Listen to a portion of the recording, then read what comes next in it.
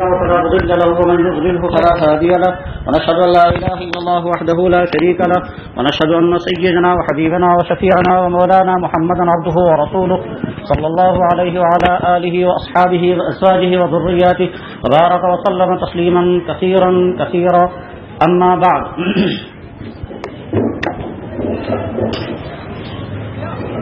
محترم بزرگوں اور دوستو،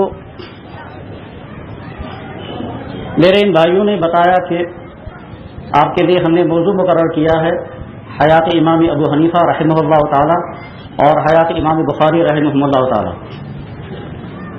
موضوع دونوں انتہائی قیمتی، انتہائی مفید اور اپنی بہت سارے ذیلی پہلوؤں کے اعتبار سے اہم ترین ہیں، مگر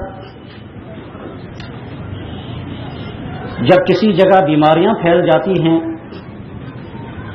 اور کوئی صالح حکومت ان بیماریوں کا تدارک کرنے کی فکر کرتی ہے تو پہلے انتخاب کرتی ہے سب سے پہلے کس بیماری کا علاج کیا جائے.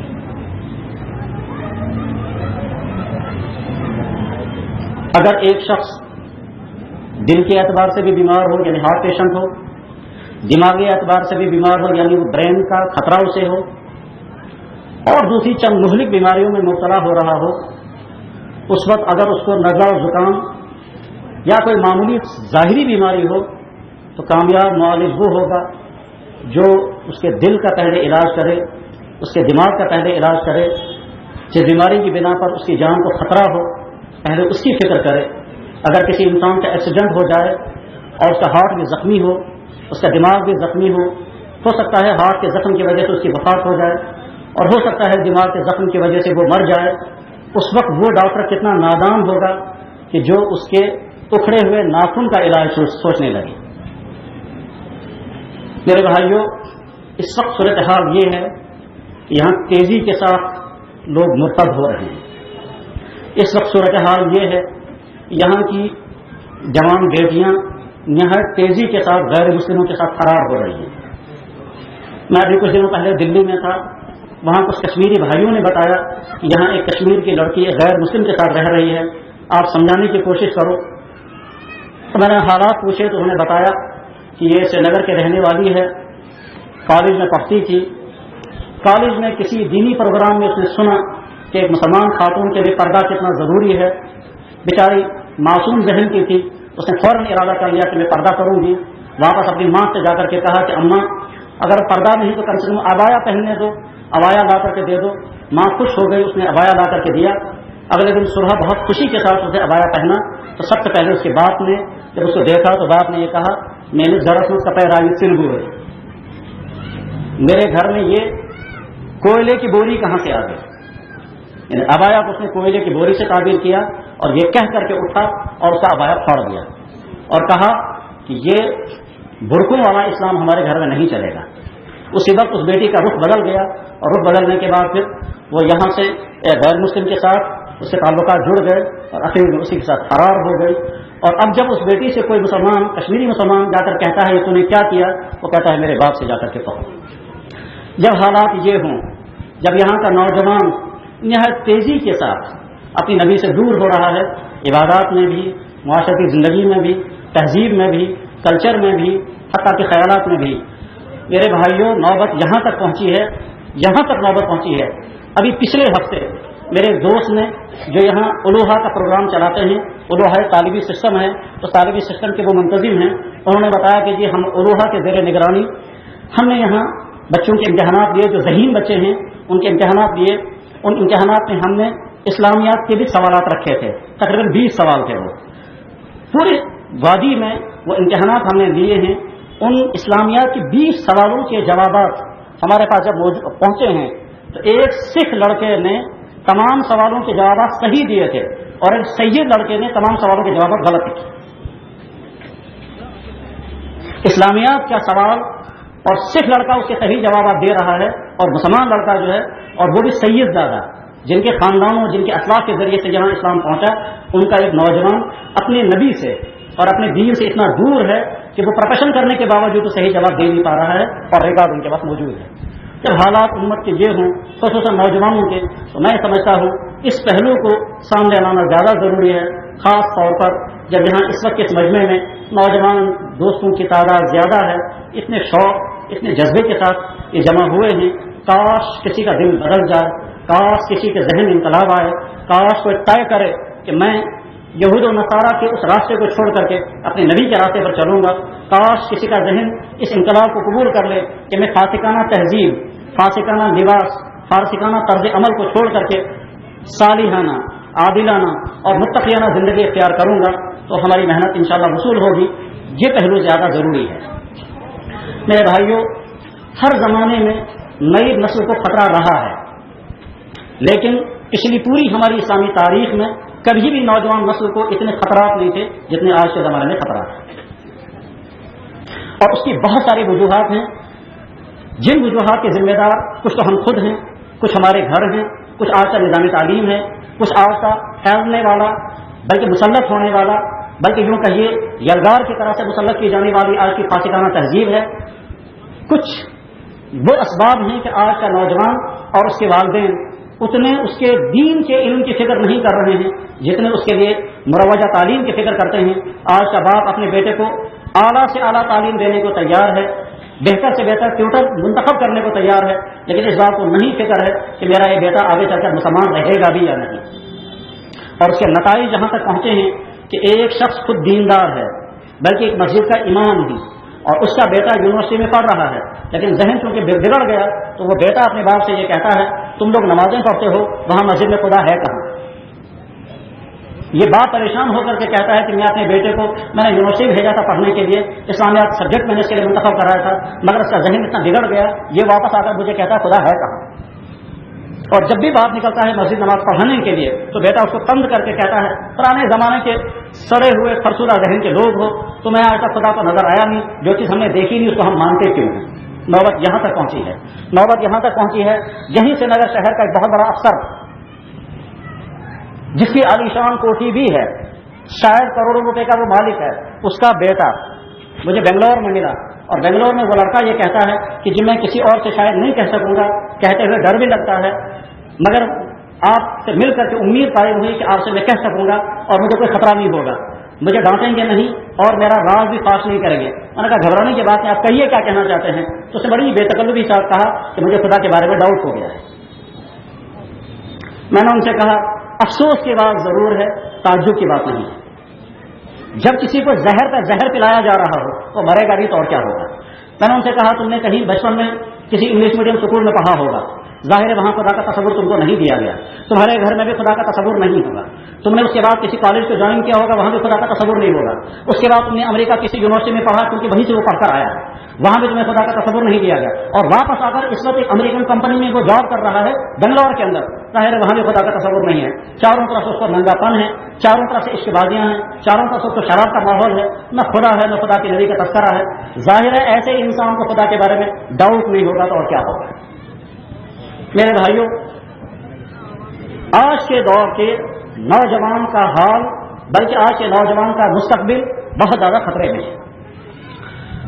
تاریخ کے وسیع مطالعے سے جن حضرات کا تاریخ کا وسیع مطالعہ ہے وہ اپنے نتائج جو بیان کرتے ہیں تو کسی قوم کے مٹنے کے جو اسباب وہ بیان کرتے ہیں ان اسباب میں سے ایک سبب یہ بھی ہوتا ہے جس قوم کی نوجوان نسل بگڑ جائے اس قوم کا مستقبل تاریخ ہوتا ہے، اور اس کی دردناک اور سمجھنے کے اعتبار سے سب سے زیادہ بہتر مثال اندلس کی ہے کہ جب وہاں مسلمانوں کا خاتمہ ہوا، اور ایسا خاتمہ کہ جس کی داستان سنتے ہوئے وہ رونگٹے کھڑے ہوتے ہیں کہ کس طرح سے وہاں مسجدوں کو کلیسا بنایا گیا اور آج بھی وہ کلیسا ہی ہے، کس طرح سے وہاں نماز پڑھنے پر بین ہے اور اس وقت بھی بین ہے۔ ابھی پچھلے مہینے میرے بزرگ کے ساتھ ایک عالم کے ساتھ ملاقات ہوئی، انہوں نے بہتے ہوئے آنسو کے ساتھ کہا کہ ہم نے اندلس کا سفر کیا، ہم نے بہت کوشش کی کہ مسجد میں جا کر کے دو رکعت نماز پڑھیں، لیکن پولیس والوں نے ہم کو پکڑ کر کے رکھا، کہا مسجد آپ دیکھ سکتے ہیں، اذان نہیں پڑھ سکتے، نماز پڑھنے کی اجازت نہیں ہے۔ جہاں ہزاروں مسلمان خواتین کی عصمت دریاں ہوئی اور لاکھوں مسلمانوں کا خون بہایا گیا، یہ جو وہاں خاتمہ ہوا ہے اسلام اور مسلمانوں کا، اور تقریباً 700-800 سال کی مستحکم ترین تاریخ مٹ کر کے رہ گئی، اس کی وجوہات میں سے ایک بہت بڑی وجہ یہ تھی کہ وہاں کے حکمران عیاش بن گئے، وہاں کے تاجر غیر اسلامی تجارتوں میں مبتلا ہو گئے تھے، وہاں گھروں میں کتابیں ہوا کرتی تھی مگر فخر کے لیے، پڑھنے کے لیے نہیں، وہاں کے لوگوں کا شوق تھا ہمارے گھروں میں ہر قسم کی کتابیں ہوں، مگر کھولتا کوئی نہیں تھا، اور وہ کمپٹیشن کرتے تھے، آپ کے پاس کتنی کتابیں ہیں، ہمارے پاس کتنی ہیں، آپ کی کتابیں کون کون سے موضوعات سے متعلق ہے، ہمارے پاس نایاب کتابوں کی دوڑ، مگر پڑھنے کا نہ کوئی جذبہ ہے نہ عمل کرنے کا ہے۔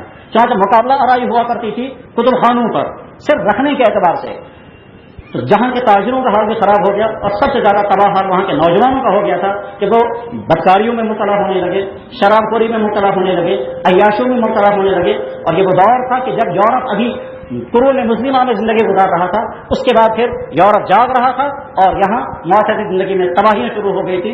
نتیجہ پھر وہاں تک پہنچا کہ وہاں کے مسلمانوں کا خاتمہ ہو گیا، اور وہاں کے نہ وہ حکمران رہے، نہ وہ اسلامی کتبخانے رہے، نہ وہ مسجدیں رہی، نہ وہ مدارس رہے، نہ وہ خانقاہیں رہی، نہ وہ جوان رہے، نہ وہ ان کی عیاشیاں رہی۔ اللہ محفوظ فرمائے۔ اس وقت ہماری صورتحال بالکل وہی ہے۔ میرے بھائیو، جب یہاں کے اونچے طبقوں پر بیٹھے ہوئے انسان کھلم کھلا اسلام کا مذاق اڑاتے ہیں، جب یہاں کے دفاتر کے مسلمان کھلم کھلا رشوت بلکہ سننے کو بھی کوئی تیار نہیں، اور اگر کوئی ایمانداری کی بنیاد پر ملازمت کرنا چاہے تو وہ کر نہیں سکتا ہے، چاہے جس بات میں کمیٹ ہو، جبکہ یہاں کا نوجوان کا حال اتنا برا کہ وہ ایک وردی والے کے ساتھ اس لیے لڑائی کرتا ہے کہ فلاں جو لڑکی یہاں سے گزرتی ہے اس کو تم کیوں پیچھا کرتے ہو، اس کا پیچھا تو میں کر رہا ہوں۔ جب حالات یہاں تک پہنچے تو اس وقت ضرورت اس بات کی ہے کہ آج کے نوجوان کو بتایا جائے کہ تم کیا ہو، تمہارا مقام کیا ہے، تمہاری حالت کیا ہے، اور مستقبل کس طرح سے تمہارے لیے خطرناک آ رہا ہے۔ میرے بھائیوں، جناب رسول اکرم صلی اللہ علیہ وسلم کو اپنی امت کے بارے میں جن چند خطرناک خرابیوں کا خدشہ تھا اور جن کی وجہ سے آپ بہت زیادہ فکر مند رہتے تھے، ان خرابیوں کا اظہار آپ کبھی تو بذریعہ دعاؤں کے ذریعے سے کرتے تھے، اور کبھی آپ اپنی واضح ارشادات میں احادیث کی روشنی میں کرتے تھے۔ مثلا بخاری شریف میں حدیث ہے، حضرت نبی علیہ الصلوۃ والسلام مسجد میں تشریف لائے، بخاری شریف میں کئی جگہوں پر یہ حدیث موجود ہے، مسجد میں تشریف لائے، صحابہ معمول کے خلاف اس دن زیادہ بڑی تعداد میں مسجد میں آئے ہیں، صحابہ اپنی اپنی مسجدوں میں نمازیں پڑھا کرتے تھے، لیکن اس دن فجر کی نماز میں مسجد نبوی میں زیادہ تعداد کے لوگ جمع ہوئے۔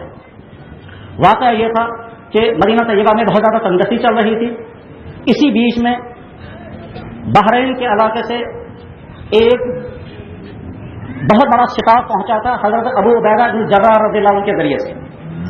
ابو عبیدہ بن جراح رضی اللہ تعالیٰ عنہ کا قافلہ وہ سارا مال لے کر جب رات کو وہاں پہنچا ہے، راتوں رات پورے مدینے میں خبر پھیل گئی کہ ابو عبیدہ کا قافلہ پہنچ چکا ہے، اس میں طرح طرح کی چیزیں ہوں گی، اس میں غلہ ہوگا، اس میں کھجوریں ہوں گی، اس میں چادریں ہوں گی، اس میں سونا چاندی ہو سکتا ہے اور دوسری چیزیں ہوں گی، تو صبح سویرے وہ تقسیم ہونے لگے گا، لہٰذا ہم چل کر کے مسجد نبوی میں پہنچیں گے، صبح جب تقسیم ہونے لگے گا تو ہم کو بھی ملے گا۔ اس غرض کے لیے صحابہ مسجد میں جمع ہوئے ہیں۔ چنانچہ آپ علیہ السلام نے ایک تبسم آمیز نگاہ ڈالی صحابہ پر اور فرمایا شاید لوگوں کو معلوم ہو گیا ہے ابو عبیدہ بن جراح کا قافلہ رات کو پہنچ چکا ہے۔ عرض کیا گیا جی ہاں لوگوں کو معلوم ہو چکا ہے، اور چونکہ تنگستی ہے اس بنا پر لوگ جو صبح سویرے فجر کی نماز میں اسی مسجد میں جمع ہو گئے۔ اس وقت آپ علیہ السلام نے فرمایا گھبراؤ نہیں، وہ تو سارا ابھی تقسیم ہو جائے گا، جو کچھ آیا ہے اور جو لایا گیا وہ تو تقسیم ہونے کے لیے ہی ہے۔ یہ بات آپ نے عمومی طور پر کہی۔ اس کے بعد فرمایا حدیث کے الفاظ یہ ہیں لا اخشى علیکم الفقر ولكن اخشى ان تبسط علیکم الدنیا فتنافسوا كما تنافسون من كان قبلكم فهلكتم كما هلكوا من كان قبلكم۔ مجھے اس بات کا ڈر نہیں ہے کہ میری امت کے اندر غربت آئے گی، مجھے اس بات کی پریشانی نہیں ہے کہ میری امت فقر کی بنا پر تباہ ہو جائے گی، ہاں مجھے اس بات کا ڈر ہے کہ میری امت کے اندر اگر دنیا آ گئی، پیسہ آ گیا، پھر یہ کمپٹیشن کرنے لگیں گے اور اسی طرح سے تباہ ہو جائیں گے جس طرح سے وہ قومیں تباہ ہو گئی کہ جو قومیں کمپٹیشن کی بنیاد پر خراب ہو گئی، تم بھی ویسے ہلاک ہو جاؤ گے جیسے پچھلے قومیں ہلاک ہو گئی۔ اس وقت ہماری صورتحال یہ ساری قوم کمپٹیشن میں مبتلا ہے، مکانوں کا کمپٹیشن، گاڑیوں کا کمپٹیشن، لباسوں کا کمپٹیشن، فیشنوں کا کمپٹیشن، کون کتنا آگے جا رہا ہے اس کے مقابلے میں میں بھی اس کا مقابلہ کروں گا، ہر چیز کمپٹیشن، حتیٰ کہ سکولوں کا کمپٹیشن۔ یہ سوچے بغیر کہ ہمارا بچہ وہاں جا کر کے کیا بنے گا، اس سے بحث نہیں ہے، بحث اس سے ہے کہ اگر ان کا بچہ فلانے سکول میں ہے تو ہمارا بچہ بھی اس فلانے سکول میں جانا چاہیے، چاہے وہاں جا کر وہ مرتدی کیوں نہ ہو جائے، چاہے وہ اسیس کیوں نہ بن جائے، مگر نہیں مقابلہ کرنا ہے رہنے والوں کے ساتھ، بڑے فخر کے ساتھ کہیں گے ہمارا بیٹا فلاں سکول میں پڑھ رہا ہے، چاہے وہاں اس کا دین چھن جائے، چاہے وہاں اس کو قاطعانہ جملے زبان سے بلوائے جائیں، اس بات کو اس کی کوئی فکر نہیں ہے، اس کو تو کمپٹیشن کی بنیاد پر اپنا بچہ فلاں سکول میں بھیجنا ہے۔ تو ہر چیز میں کمپٹیشن قوم مبتلا ہو گئی ہے۔ لباس موجود ہے مگر फैशन के मुताबिक नहीं है, लिहाजा पुराना सारा लिबास रद्द हो जाएगा और नए फैशन का लिबास चाहिए, क्योंकि कंपटीशन करना है। इस कंपटीशन में दीमक की तरह से पूरी कौम को खाया, ऊपर से लेकर नीचे तक तमाम अफराद कंपटीशन मुब्तला है। और जाहिर है जब किसी कौम के बड़े किसी बीमारी मुब्तला हो जाएंगे तो अगली नस्ल वही करती है जो बड़ों को करता हुआ देखती है। हमारे बड़े जिस रास्ते पर होंगे अगली नस्ल उसी रास्ते पर बहने लगती है, तो सारी कौम कंपटीशन मुब्तला है। हत्ता कि बेटा, नौबत यहां तक पहुंचती है, बेटा अपने बाप को मार रहा है, बाप शिकायत लेकर आया कि मेरे बेटे ने मुझे डंडा मारा, वजह क्या हुई है? बेटा कहता है मुझे गोला बूट चाहिए। बाप ने कहा भाई तुम्हारे पास इतने सारे जूते हैं और तुम्हारे पास इतनी सारी चप्पलें हैं, अब क्या नया जूता लेना है? और तुम्हें मालूम है कि मैं बहुत बड़ा भूसा, मैं तो एक स्कूल का चपरासी हूँ, मेरी माली हैसियत उतनी नहीं है। बेटा कहता है हमारी क्लास में सारे बच्चों को गोला बूट है, मैं कैसे जाऊंगा वहां? इसी में लड़ाई हो गई और लड़ाई होते होते बेटे ने किचन में भागते हुए वहां से डंडा उठाया और बाप को मारा, और बाप को मारने के बाद से फरार हो गया। अब ये बाप आकर कहता है ये हालात यहाँ तक पहुंचे कि मेरे बेटे ने डंडा मुझे फेंक करके मारा। वजह क्या थी? बेटे को कंपटीशन करना है, मेरे क्लास के लोग, मेरे स्कूल के लोग जो है गोला बूट पहन रहे हैं, मैं क्यों नहीं पहनूंगा। नौबत यहां तक आई है। इसलिए मेरे भाइयों, जनाब रसूल अकरम सल्लल्लाहु अलैहि वसल्लम को जिन बातों की बेइंतहा फिक्र थी, उन बातों में एक ये कि मेरी उम्मत के जवान बिगड़ने नहीं चाहिए। आज के जवान का मामला बेइंतहा ज्यादा मुश्किल है। फैशन उसका पीछा कर रहा है, ड्रग्स उसका पीछा कर रहा है, इश्कबाज़ें उसका पीछा कर रही है। नौजवान लड़का बचना चाहता है, लड़कियां पीछा कर रही हैं, और लड़की बचना चाहती है तो लड़का उस पर डोरे डाल रहा है, और ये उमूमी माहौल पैदा होता जा रहा है। कोई जगह बची हुई नहीं है यहाँ के कॉलेजों में, यहाँ के स्कूलों में, यहाँ के कोचिंग सेंटरों में, यहाँ के दफ्तरों में, यहाँ के बाजारों में, यहाँ की गलियों में, यहाँ के पार्कों में कोई जगह खाली नहीं है जहाँ इश्कबाज़ों को खुल्लम-खुल्ला मनाजिर इस वक्त हमारी ये बदनसीब आंखें नहीं देख रही हैं। कहाँ से ये आंखें देखनी चाहिए थी? नौजवानों के सारे किरदार पुरनूर शक्लें देखती, मगर इसके मुकाबले में हम देख रहे हैं क्या के साथ नौजवान लड़का किसी लड़की के साथ है और लड़का किसी लड़की के साथ है। आज ही मेरे एक भाई ने मुझे बताया कि लगा कि एक लड़का बचना चाहता है, उसकी फला लड़की ने, किसी लड़की ने उसको फोन करके कहा अगर तुम नहीं तो मैं जहर खाऊंगी। और एक दूसरे लड़के ने आज ही मुझे बताया क्या लगा उसने खून से तो अपने इस लड़के का नाम अपने बाजू पर लिखा है और कहा अगर तुम नहीं मानोगे तो मैं ये खून के बाजू दूसरों को दिखाऊंगा। इसलिए मेरे नौजवान भाइयों, अपनी जवानी की फिक्र करें। इस वक्त का माहौल ये है, आपके वालिदैन आपकी तालीम की फिक्र जरूर करेंगे, आपके अच्छे से अच्छे ट्यूशन का फिक्र भी करेंगे, आपका अच्छे से अच्छे स्कूल भी पहुंचाएंगे, आपके फैशन और आपके शौक को भी पूरा करेंगे। लेकिन अगर आप दीन से दूर हो जाएंगे कोई पूछने वाला नहीं है। इल्ला माशाअल्लाह बहुत कम तादाद वालिदैन की ऐसी है जो ये फिक्र कर रही है कि हमारा बेटा बिगड़ना नहीं चाहिए। इसी श्रीनगर शहर से मुझे एक शख्स ने फोन किया कि जी मैं अपनी बेटी को डॉक्टरी पढ़ने के लिए चाइना भेजना चाहता हूँ, इस्लाम क्या कहता है? मैंने कहा इस्लाम तो इजाजत नहीं देता है। वो वहां से अपनी तकरीर सुनाने लगे, और ये मर्द है यहाँ के लोगों को हर जगह ही अब ये पैदा हो गया है क्या जरा सा भी अगर पढ़ा लिखा हो तो यहाँ से अपना फैसला सुनाता है। क्या लगा साहब तुम पुराने इस्लाम की बातें करते हो, तुम अभी दकियानूसी हो, दुनिया चांद पर पहुंच गई है, तुम अभी। मैंने कहा भाई आपने पूछा ही क्यों था? जब आपको अपना सुनाना था तो जो तुम्हारे मालूमात है उस पर करो, हमसे तो जो पूछोगे हम तो वही बताएंगे जो इस्लाम है, और तुम्हारे लिए इस्लाम को बदलने के लिए हम तैयार नहीं है। इस्लाम बहरहाल जो इस्लाम है वो हलाल रहेगा, जो हलाल है वो हलाल है, जो हराम है वो हराम रहेगा। खैर कल कलामी के साथ फोन कट गया। 2 साल के बाद यही आदमी फिर फोन करता है और कहता है जनाब जुबरी बनोट के राज में फोन सीर शुक्र मत आ सकता। नहीं मैंने उस वक्त मसला पूछा, मैंने कहा पूछा होगा। क्या लगा जी उस वक्त मैंने पूछा था कि मैं अपनी बेटी को डॉक्टरी पढ़ाने के लिए बाहर भेजना चाहता हूँ, आपकी राय क्या है? आपने सख्ती से मना किया था, मैंने आपको बुरा भला भी कहा था। मैंने कहा होगा, अब याद भी नहीं पूरा, अब कहिए आप क्या कहना है? क्या लगा वही बेटी आज 2 साल के बाद वापस आई है इस हाल में कि उसके पेट में बच्चा है। मैंने अब क्या पूछना है? क्या लगा एबॉर्शन कराने की इजाजत है या नहीं? मेरे भाइयों क्या जवाब देंगे हम इस मकाम पर? हम कहेंगे एबॉर्शन कराओ तो है कत्ल, और अगर कहेंगे मत कराओ तो इस बच्चे को क्या किया जाए? नौबत उम्मत की यहां तक पहुंच गई है। अभी पिछले जुमे को मैं कफवाड़ा में था, यहां से नगर शहर से मुझे फोन आया, और फोन करने वाला कह रहा है कि जी एक लड़के ने अपनी सास के साथ निकाह किया, और सास में वो ये कह रहा है कि अगर मानोगे तो ठीक वरना मैं जहर खाऊंगा। तो वजह क्या हुई है? क्या लगा जी अपनी बीवी को तलाक दे दी और सास के साथ निकाह किया, और सास के साथ निकाह करने के बाद अब वो ये कहता है मेरे तो इसके साथ पुराने ताल्लुकात हैं। भाई सास के साथ निकाह करना हराम है, वो कहता है जी मानोगे तो ठीक है वरना मैं जहर खाऊंगा। तो मैंने उन्हें अर्ज किया एक लड़का जहर खाने को तैयार है, लिहाजा हमें डर लग रहा है, हमको हराम को हलाल बनाना है। जहर खाने को जो खाना चाहता है, हराम जो हराम वो हराम रहेगा, हलाल हलाल रहेगा। अल्लाह के दीन को बदला नहीं जा सकता है, अल्लाह का दीन वही रहेगा। उम्मत नहीं मान रही है, अल्लाह ताला पीस कर रख देंगे उस उम्मत को जो दिखला के दीन को मानने के लिए तैयार नहीं है। नई कौम इस्लाम में आ जाएगी। قرآن کریم میں اللہ تعالیٰ فرماتے ہیں یا الذین آمنوا من یرتد منکم عن دینہ فسوف یأتی اللہ بقوم یحبهم ویحبونه، اے ایمان والو تم میرے دین پر چلنا نہیں چاہتے، دفع ہو جاؤ، تم سے بہتر قوم میں لائی جاؤں گا۔ من یرتد منکم عن دینہ فسوف یأتی اللہ بقوم، اللہ تعالیٰ نئی قوم پیدا کرے گا جو اللہ سے محبت کرنے والے ہوں گے، اللہ کے دین پر عمل کرنے والے ہوں گے، اور کسی ملامت کرنے والے کے ملامت کی ان کی کوئی پرواہ نہیں ہوگی۔ لوگ ان کے لباسوں پر تانے دیں گے، لوگ ان کی نمازوں پر تانے دیں گے، ان کے تقویٰ پر ان کو تانے دیں گے، ان کو کوئی پرواہ اس بات کی نہیں ہوگی کون ہمیں کیا کہہ رہا ہے، میں ایسی قوم اسلام میں داخل کروں گا۔ اور اس کے مناظر آج بھی ہم روزانہ دیکھتے ہیں۔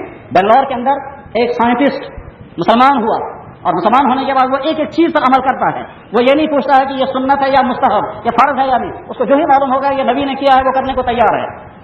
اس کے ماتحت مسلمان اسے کہتا ہے صاحب یہ بھی کوئی ضروری نہیں، آپ یہ جو کر رہے ہیں، یہ جو آپ نے امامہ باندھا ہے یہ بھی کوئی لازمی چیز نہیں ہے، آپ نے داڑھی رکھی ہے یہ بھی کوئی لازمی چیز نہیں ہے۔ وہ بیچارہ روز ان کو سنتا ہے، تو ایک دن اس نے کہا سنو بھائی، یہ جو جھگڑے تمہارے ہیں یہ تو تم مسلمانوں کے لیے ہیں، ہم تو اسلام کو قبول کر چکے ہیں، ہم تو اپنی نبی کے ایک چیز پر عمل کریں گے۔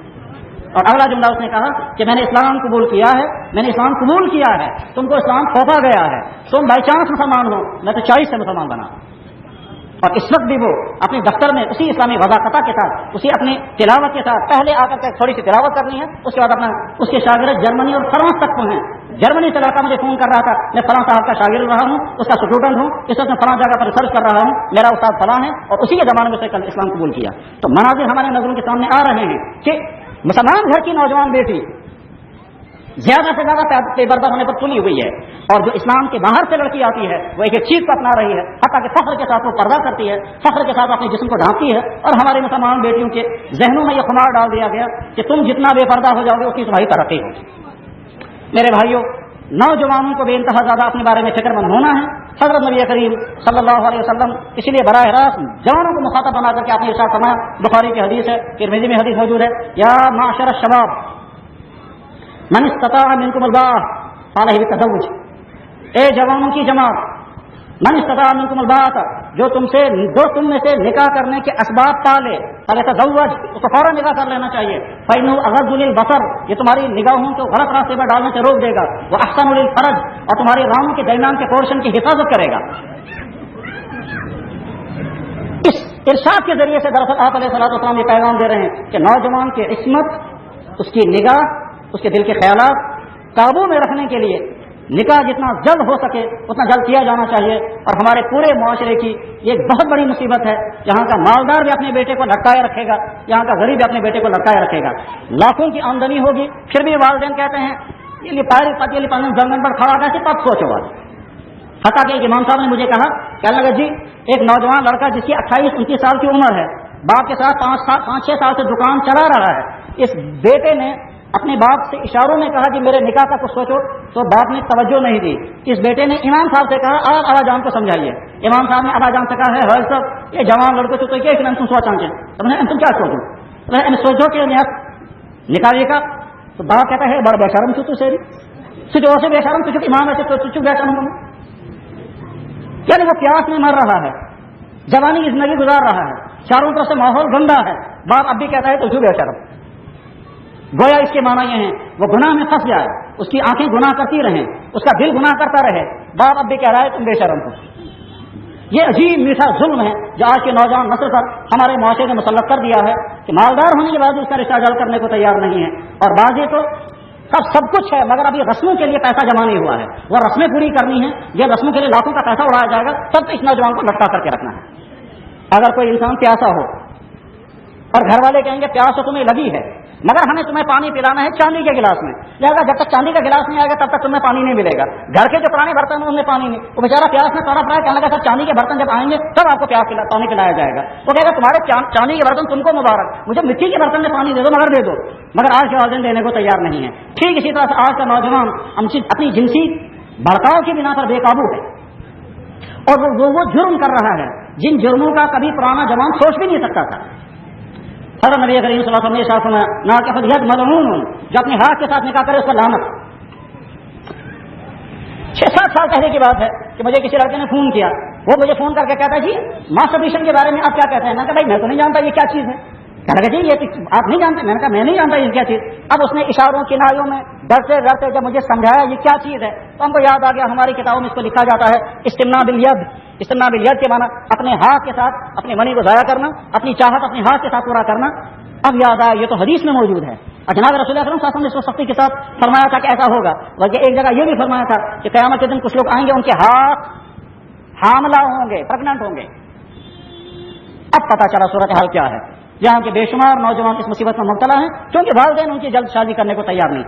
اللہ کے نبی نے ایک علاج فرمایا تھا، تمہارے نوجوان بگڑنے سے بچ جائیں گے، یہ آوارہ نہیں ہوں گے، یہ غلط تعلقات قائم نہیں کریں گے، اس کی نگاہ جو ہے وہ نامحرموں کے پیچھے نہیں دوڑے گی کیونکہ اس کے گھر میں اس کا انتظام کیا جا چکا ہوگا۔ مگر آج کے والدین یہ سننے کو تیار نہیں، نتیجہ یہ ہوگا کہ آج کا جوان بگڑ رہا ہے، تباہ ہو رہا ہے، اور طرح طرح کے گناہوں میں مبتلا، اس کے دل میں گناہوں کے خیالات، اس کی نگاہوں میں گناہ ہی گناہ ہیں، اس کے دماغ میں گناہ ہی گناہ ہیں، وہ کبھی رات بھر کروٹیں بدلتا ہے۔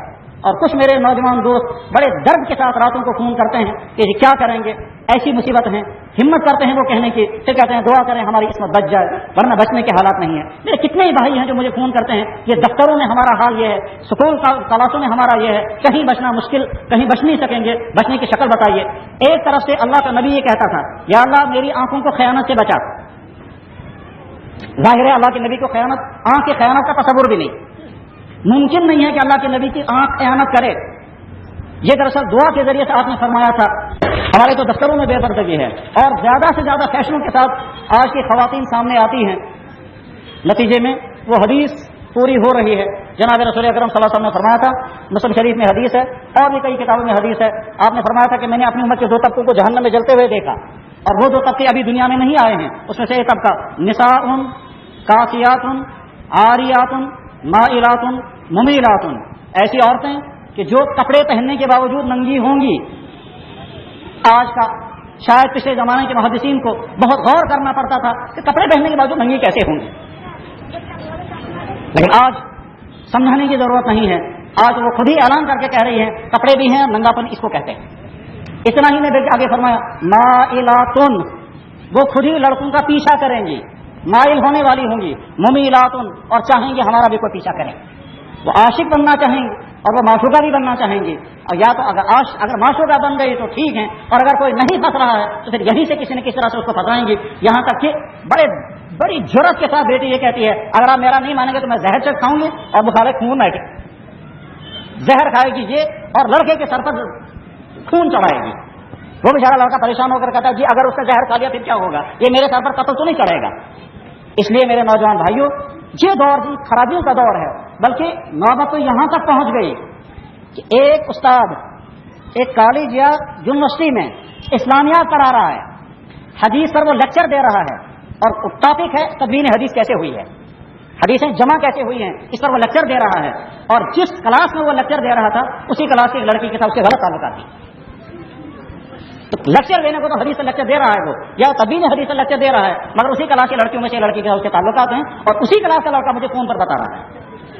یہاں کے معاشرے کے اندر کے حالات ہم سب کی نظروں کے سامنے آتے رہتے ہیں، اس لیے بہت ڈر لگتا ہے آئندہ نہ جانے کیا ہونے والا ہے اور کس صورتحال میں ہم مبتلا ہونے والے ہیں۔ میرے بھائیوں، جناب رسول اکرم صلی اللہ علیہ وسلم کے نبی صادق ہونے کی، سچے نبی ہونے کی بے شمار علامتیں اور دلائل ہیں، ان میں سے کچھ وہ چیزیں ہیں کہ جو آپ نے ارشاد فرمایا وہ آج کے زمانے میں پوری ہو رہی ہیں، اس سے پہلے کی تاریخ میں وہ چیزیں نہیں ہوئی ہیں، آج کے دور میں وہ چیزیں پوری ہو رہی ہیں۔ حدیث میں موجود ہے آپ علیہ الصلوۃ والسلام نے جب قیامت کی نزدیک ہونے کی علامتیں بیان فرمائی اور خرابیوں کو بیان فرمایا تو اس نے ایک خرابی بیان کی تھی، یکتفی الرجال بالرجال وتکتفی النساء بالنساء، مرد مردوں کے ساتھ بدکاریاں کریں گے اور عورتیں عورتوں کے ساتھ بدکاریاں کریں گی۔ اس وقت صورتحال دنیا کی یہ ہے کہ دنیا میں تقریباً 8 یا 10 ملکوں میں باقاعدہ قانون بنا ہوا ہے کہ مرد مردوں کے ساتھ نکاح کریں، عورتیں عورتوں کے ساتھ نکاح کریں، قانون میں اس کا کوئی بین نہیں ہے اور یہ ترقی کی علامت ہے، اور نہ صرف یہ کہ ان یورپ کے ملکوں میں بلکہ اب برصغیر میں بھی اس کو لایا جا رہا ہے، حتیٰ کہ دلی میں ہائی کورٹ کا جج بھی کہہ رہا ہے کہ نہیں صاحب اس میں کوئی حرج نہیں ہے، اور اس سے آگے بلکہ قانون بننے والا ہے، اور اس کے لیے تیاریاں چل رہی ہیں کہ کس طرح سے ہم اس کو قانون میں الاؤ کر دیں گے، کیسا مرد مردوں کے ساتھ۔ تو ہم جنس پرستی کو ہرانے کی جو مہم دنیا میں چل رہی ہے، مسلمان کو سمجھ لینا چاہیے ہمارا نبی وہ نبی صادق ہے کہ جو 1400 سال پہلے ہم کو یہ بیان کر کے گیا۔ اس لیے میرے نوجوان بھائیوں، براہ راست آپ مخاطب ہیں، سب سے پہلے اپنی دین کی فکر کریں۔ اس دور میں کنفیوژن بہت زیادہ ہے، اور یہ بھی جناب رسول اکرم صلی اللہ علیہ وسلم نے سمجھایا تھا ایک وقت آئے گا اختلافات بہت بڑھ جائیں گے، اور عجیب بدقسمتی ہماری یہ ہے اختلافات ہیں سطحی، بالکل اس کی مثال ایسے ہے ایک مکان جس کے چاروں طرف آگ لگ چکی ہے، جس کے نیچے پانی داخل ہو چکا ہے اور وہ مکان گرنے والا ہے، لیکن مکان کے اندر والے جو ہیں وہ اس بات پر لڑ رہے ہیں اس کمرے میں سفید رنگ کیا جانا چاہیے یا سبز رنگ. ایک کہتا ہے میں حدیث سے ثابت کر دوں گا سفید رنگ کرنا چاہیے, دوسرا کہے گا میں حدیث سے ثابت کر دوں گا سبز رنگ جو ہے وہ بہت زیادہ پسندیدہ تھا, تو سبز رنگ پر لڑ رہے ہیں, حالانکہ مکان بہت جلد گرنے والا ہے. اس کی فکر نہیں. جہاں اسلام کی بنیادیں ہلنے والی ہوں وہاں سطحیت کے اختلافات میں ان کا مبتلا ہونا قیامت کی علامتوں میں سے ہیں, اور یہ جناب رسول اکرم صلی اللہ علیہ وسلم نے پہلے بیان فرما دیا تھا.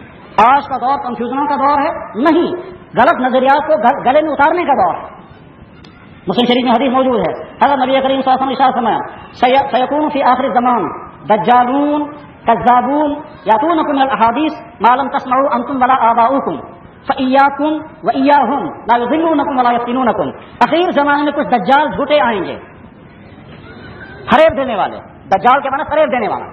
یہ فریب دینے والے آج کے دور میں جن کی طرف میں یہ بتانا چاہتا ہوں, آج کے دور میں سکالروں کی شکل میں آتے ہیں, دانشوروں کی شکل میں آتے ہیں, نئی ریسرچ کے روپ میں آتے ہیں کہ سر ہم نے نئی ریسرچ کی ہے, یہ بہت بڑا سکالر ہے, اس بہت بڑے سکالر نے یہ نئی ریسرچ کی ہے, تو سکالروں کے روپ میں. تو آپ نے فرمایا اخیر زمانے میں کچھ جھوٹے ڈجر میں مبتلا کرنے والے آئیں گے, یاتونکم من الاحادیث, تمہارے سامنے ایسی احادیث لائیں گے. اس لفظ احادیث کے دو معنی ہیں, ایک معنی ہے جھوٹی حدیثیں تمہارے سامنے لائیں گے جو حدیث ہوگی ہی نہیں. دوسرے معنی تمہارے سامنے ایسے نظریات لائیں گے, ایسی تھیوریاں لائیں گے جو تم نے تمہارے باپ دادوں نے سنی بھی نہیں ہوں. یاتونکم احادیث ما لم تسمعوا انتم ولا آباؤکم, تمہارے سامنے ایسے نظریات لائیں گے جو تم نے اور تمہارے باپ دادوں نے سنے بھی نہیں ہوں گے. ہمارے باپ دادوں نے نہیں سنا ہوگا, ہم بندروں کی اولاد ہیں, لیکن عرصے سے ساری دنیا میں پڑھایا گیا کہ صاحب ہم سب بندروں کی نسل ہیں, سب ڈارونزم کے شکار ہوتے گئے. یہاں کا تعلیم یافتہ بھی, یہاں کا عام بھی, ڈاکٹروں کو دیکھے تو وہ ڈارونزم لیے پھر رہے ہیں, سکولوں میں دیکھے تو وہ ڈارونزم لیے پھر رہے ہیں, اور سال ہر سال تک ساری دنیا کو فریب دیا گیا, اور آج کہتے ہیں ڈارونزم سارا فریب تھا, وہ کچھ بھی نہیں تھا. یہ ہے وہ نئے ازم. تو کہیں ایک ازم آئے گا, کہیں دوسرا ازم آئے گا, کہیں تیسرا ازم آئے گا, نئی تھیوریاں آئیں گے. حالانکہ صاحب پردے پر نئی ریسرچ ہوئی ہے, اور پردے پہ نئی ریسرچ ہونے کے بعد اب یہ ڈکلیئر ہو گیا کہ صاحب عورتوں کے لیے چہرے کا کوئی پردہ ہے ہی نہیں. تو سب اسلام آج تو نہیں آیا ہے دنیا میں کہ آج نئی ریسرچ ہونے والی ہے, اور آج کا انسان نئی ریسرچ کر کے اس کو 1400 سال سے اسلام ہے. اس 1400 سال کی تاریخ میں صحابہ, تابعین, فقہا, محدثین, امت کی عظیم شان شخصیات گزر چکی ہیں, اور اسلامی سوسائٹی دنیا میں اپنی رونقیں دکھا چکی ہے. آج کا انسان نیا آ کر کہتا ہے نئی ریسرچ ہوئی ہے, اس نئی ریسرچ میں وہ قرآن کی کوئی نئی آیت نہیں لا سکتا, وہ کوئی نئی حدیث نہیں لا سکتا, اس قرآن کی آیت کی کوئی نئی تفسیر نہیں کر سکتا, وہ کوئی نئی حدیث کی تحقیق نہیں کر سکتا, کسی حدیث کے متعلق کوئی نیا پہلو نہیں لا سکتا ہے. ظاہر ہے امام بخاری سے بڑا محدث کون, اور امام ابو حنیفہ سے بڑا فقیہ کون. امام ابو حنیفہ رحمۃ اللہ تعالیٰ کا فقہ, امام بخاری رحمۃ اللہ تعالیٰ کی حدیث ہیں, اور اس کے بعد پھر فقہا اور محدثین کی ساری تحقیقات کو ایک سائڈ کر کے ایک آدمی کہتا ہے آج نئی ریسرچ کر رہا ہوں. نئی ریسرچ کے دھوکے کیسے کیسے ہوتے ہیں, میں اس کی مثال عرض کرتا ہوں. ایک صاحب نے کتاب لکھی, سادات میں سے ہے, نام سید ذوالفقار. اس نے کتاب لکھی, عنوان ہے اس کا اسلام میں شراب حرام نہیں. ایک نئی تحقیق. اس نئی تحقیق میں کیا دکھا رہا ہے, وہ شراب کے فائدے. تو شراب کے فائدے دکھائے, فائدے اس میں کیا ہو سکتے ہیں, لیکن بہرحال دکھائے. کیا لگا صاحب اس کا ذہن تیز ہو جاتا ہے. جب انسان جو ہے وہ ٹینشن میں ہوتا ہے تو اس کو تھوڑی سی شراب پینے سے انسان جو ہے اس کو ریلیف ملتا ہے, اور اس کے بعد پھر وہ نئے سرے سے کام کرنے لگتا ہے. دانشوروں کا اگر دانشوری کرنی ہوگی اور وہ شراب کا عادی ہوگا, اس کا ذہن بیٹھ جائے گا. اس کے بعد جو ہے وہ تھوڑی سی شراب پیے گا, اور اس کے بعد پھر وہ لکھنے لگے گا, اس کا ذہن کھل جائے گا. شاعر اگر شاعری کرنے لگتا ہے اس کا ذہن کام نہیں کرتا ہے, جو ہے وہ تھوڑی سی شراب پیتا ہے اس کا ذہن تیز کام کرنے لگتا ہے, اور دھڑا دھڑ شعر بننے لگتے ہیں. اسے مثالیں بھی دکھائی, جگر مراد آبادی شاعر تھا, اور وہ شراب پیتا تھا تو زیادہ اچھی شاعری کرتا تھا وغیرہ. یہ تو تھا تمہید اس کی. اب آگے کیا دھوکہ دے رہا ہے, کیا لگا صاحب یہ جو آج تک کہا جا رہا تھا شراب حرام ہے, قرآن میں کہیں نہیں لکھا ہے شراب حرام. ظاہر سے پڑھنے والا حیران ہوگا کہ سب قرآن میں واقع کہیں اس نے لکھا یہ. میں نے پورے قرآن کو چیک کر کے دیکھا, احمقانہ سوچ اور انداز دیکھیے, اسلوب. کہتا میں نے قرآن کو چیک کیا. انسان نسخے سے پیدا ہوا اور الفاظ بولتا ہے میں نے قرآن کو چیک کیا. خیر کیا چیک کیا تھا اس نے, قرآن کریم میں جملہ کہیں نظر نہیں آیا اسے الخمر حرام, واقعی قرآن میں کہیں نہیں ہے. یقیناً کہیں قرآن میں لکھا ہوا ہے شراب حرام ہے, یہ جملہ کہیں نہیں ہے. قرآن میں تو جو آیت ہے وہ یوں ہے, اور جب آیت نازل ہوئی تھی اس سے پہلے 2 آیتیں شراب کے متعلق نازل ہو چکی تھی, مگر شراب کے حرام ہونے کا اعلان نہیں ہوا تھا. جب یہ آیت نازل ہوئی ہے شراب کے حرام ہونے کی, اس کا منظر حضرت انس بن مالک اور حضرت ابو طلحہ انصاری رضی اللہ تعالیٰ دونوں صحابی بیان کرتے ہیں. ابو طلحہ انصاری رضی اللہ تعالیٰ مدینے کے بڑے صحابہ میں سے تھے, کبار انصار میں سے تھے, اور انس بن مالک ان کے سوتیلے بیٹے تھے. ابو طلحہ اپنے گھر میں چند بڑے بڑے انسانوں کے ساتھ بیٹھے شراب پینے کی تیاری کر رہے تھے. شراب لایا جا چکا تھا.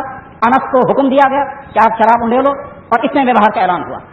وہ جو اعلان ہوا میں نے بہت غور کیا, بہت اچھی طرح سے سوچا تو سمجھ نہیں آیا، واللہ عالم حقیقت ایسی ہے یا نہیں، لیکن سمجھ نہیں آیا کہ جب باہر سے اعلان ہو رہا ہوگا تو اس طرح سے اعلان ہو رہا ہوگا.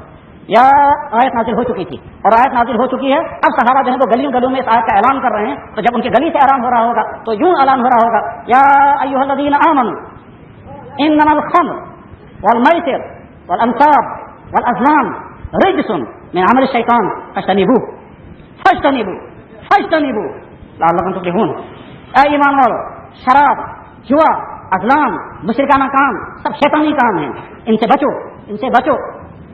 شیطان چاہتا ہے تمہارے اندر تباہی پیدا کر دینا. یہ آیت موجود ہے، اس کے باوجود ہمارا سکالر ہم کو کہہ رہا ہے قرآن میں کہیں نہیں لکھا ہے شراب حرام ہے.